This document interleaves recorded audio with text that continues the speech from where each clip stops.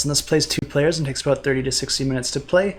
And this is a competitive card game, but this is not a collectibles card game. So you're going to get all the cards that you need in the base box, and players are going to be going head to head, choosing different subsets of these cards, and then trying to defeat their opponents. Players are going to be drafting different elemental classes at the start of the game, and then you're going to be using those classes to craft your team of creatures. And these spirit creatures of different elemental classes are going to have strengths and weaknesses towards the other elements.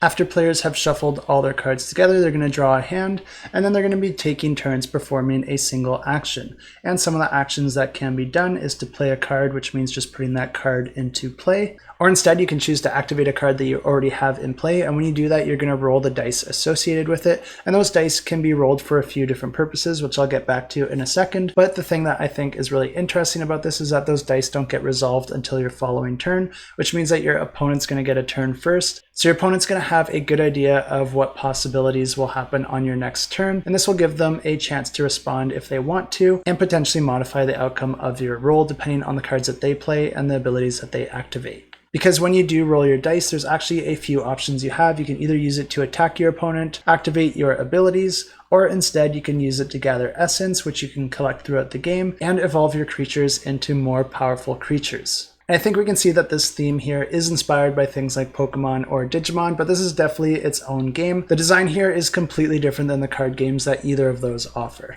And this does look like a really fun game with its own unique twist, and the best thing about it is that it's not pay to win, so you don't have to shell out tons and tons of money buying booster packs trying to beat your opponent's Charizard, or trying to buy a Charizard for yourself for $420,000. It's a first edition.